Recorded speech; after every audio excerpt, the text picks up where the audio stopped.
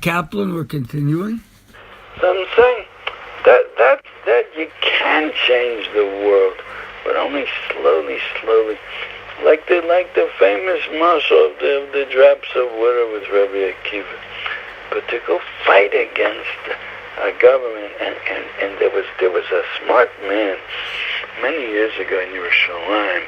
His name was Rabbi Yona Lebel, and his son lives in Har Nov, and I know him. And the Yona Lebel died when his son was very young, maybe right after Bar Mitzvah, maybe even before Bar Mitzvah. And there was a famous mice that I remembered when in my childhood. There was the case, the Yosel Schuchmacher case, where there was a grandfather that tried to protect his grandson from the parents that were Chilonim. Rabbi Kaplan, speak up a little, please. And this Nachman Starkis, that he wanted to protect the grandson, tried to hide him, and the end was that the what do you call them, the Shavak, they found the child and brought him back, and today he's a Chilonim, Lemahadrin, and everything. So Yona Lebel said to this grandfather, "What do you think you're going to be able to fight against our government? Leave it. Forget it. We'll find other ways how to protect the child. Don't try to fight against the government. It's not going to help you. That means you have to work with." And he was right. And this Nachman Starkis, he said it's too bad he didn't listen to him. He should have listened to him. But you see, from here, and I think that there's something that, I mean, it sounds like I'm talking about big Klal Yisrael, the Kinyonim, but I think it has to do with every individual in his private life, that there's such a thing as taking, when should a person take control and when should a person let go? I mean, you have to know that there's a lot of things that are not in our control. We can't, we can't, and especially that it brings a lot of tension to a person, that he feels that he has to be in control, and he has to make the situation be a certain way, and he's waiting there full of tension. Which I know somebody like that. Then, let's say that I used to take my father when I used to take my father to the kollel. Somebody else drove the car and let him off by the kollel, and then this person went to look for a parking place. So my father used to stand there, and he could hardly walk. I would hold on to him. And he would stand there in the middle of the street looking to see if the person found a parking place. And I would close my eyes, and I would not look. Well, what do I care? Let that person find a parking place. I mean, if you trusted him to drive you, so finish, so let go. So let him look for a parking place, and he'll find it, or he won't find it. And if he won't find it, he'll take the car back to the house and park over there and walk back to the kollel. Well, would you have to stand there and look and see if he's parking, if he found a parking place? Because there are people, and we all like then in a certain, to a certain extent, we're all like that we feel that we have to be in control of the situation, and if you can't really do anything to control it, at least let me look, and make sure that I'm seeing if it happened or it didn't happen. Now, there are a lot of things like that I mean, sometimes it could be even in very small things. I don't have any example in my head right this minute, but there can be even small things that we could just, let's say, for example, that you see people talking about a certain union, and you know something about that thing. You know something. So what do you want? So there's. I mean, most of us, I would say, can become uptight. Oh, I know something about it. I better put in my 2 cents. Say something. Say what I know about the subject. Make sure they hear what I have to say. Who says they're interested in what you have to say? And who says it makes a difference if you'll say it or you won't say it? And what's it important? But no. But I know something about it. I have to say it. So you can feel inside of you that, and you can't say it because they're busy talking. They're all excited about their discussion, about their conversation. So you have to find a chance, opportunity to put in what you know about it. Who cares? So what? What difference does it make if they'll know what you know? They won't know. Let's say that somebody that you hear a shmur that somebody became a chosn.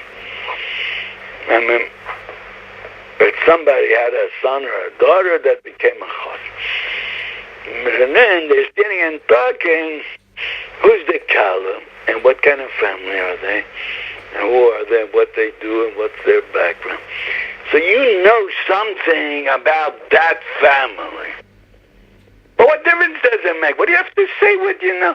So you get, and I know a certain person that he gets all tight, and then he starts saying it.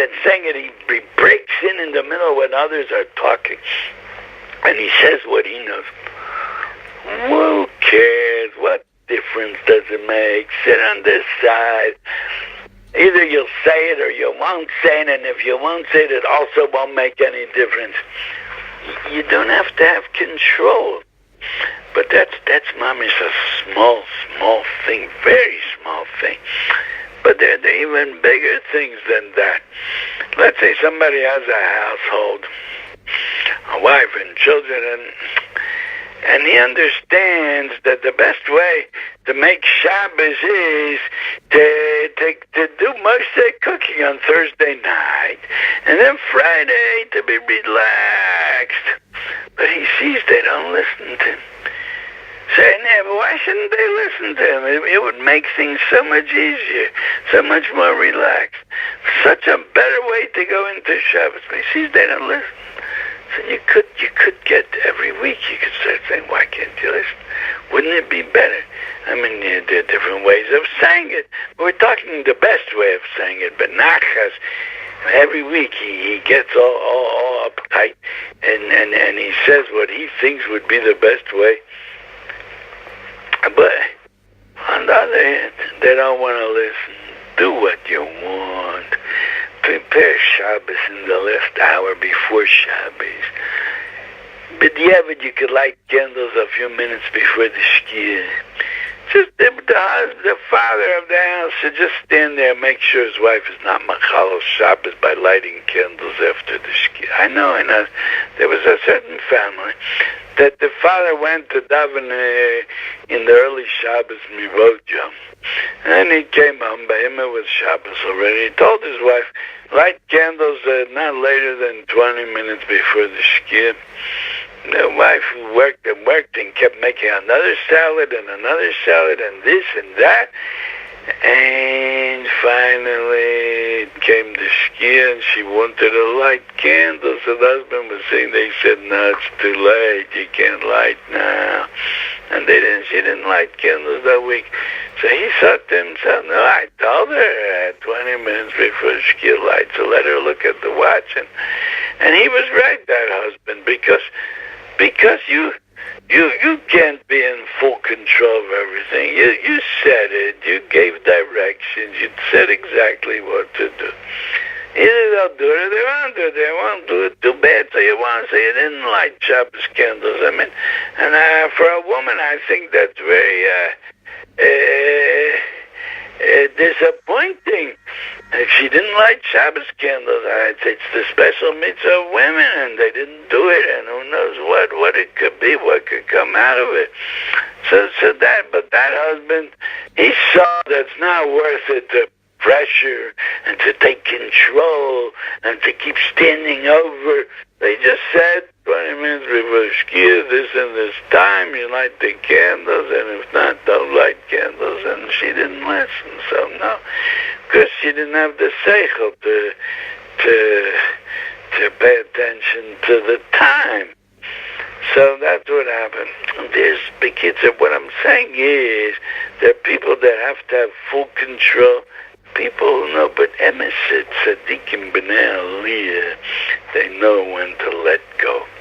And I know getting so many things in life. This is no geya. Has to do with chinuch of children. Has to do with shalom bayis. It has to do with living with other people. It has to do. And the best way of living in peace with others is by letting go.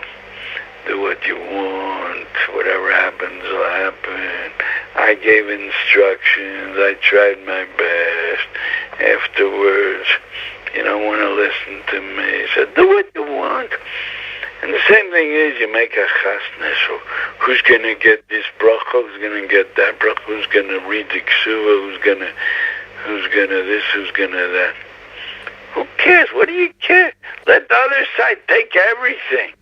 Good, you have to. I had to give my father the bracha. I mean, I had to. I didn't even know if I had to, but I felt that I had to, so I gave him the last bracha. I said to my mechutarim, I want my father should have the last bracha. I'm finished. Everything else. Do what you want. V'nom Hashem Elokeinu Aleinu. Good. Once I said that, so they didn't good. They're not such hard people anyway. There's people. So I'm saying it's in so many things in life, to have control or not to have control. And I think maybe this is at the bottom of this whole issue. Since we're in the Knesset and we have part of this medina, we should be in control. We should see to it that our medina should not be Mechal Shabbos before Hesed. But I don't understand. I think it's a waste of energy, the way I see it. And so, and it's unnecessary fighting with the Chilonim. And the best thing was if we wouldn't say anything about it. But very hard. You can't. And also I would like to be the one that gives guidance to how you should, what wars you should fight and what not. But they don't come to ask me. So I'll let go. I have to also let go. Let them. They want to do what they. You can't be in control of everybody. Everybody should keep quiet. The best thing would have been if everybody would keep quiet. Nobody would talk about it. And make out as if, which is true. This is not our Medina. This is a Geisha Medina. And we're benefiting from the Geisha Medina, whatever we can get from it. Just like in America, we benefit from the Geisha Medina. But we don't take part with them. We try to protect our interests, and that's all. Good. I mean, the best thing would be if Mashiach would come, Bekarov, and we shouldn't have to talk about these things. We'll be more interested in much, much higher things. This is all baby talk, small talk, compared to what's going to be then. And Hashem should help. It should be Bekarov, and we should be Zachet, Gehula, Shleima, Bimheira, B'Ameinu, Amen, V'Amen.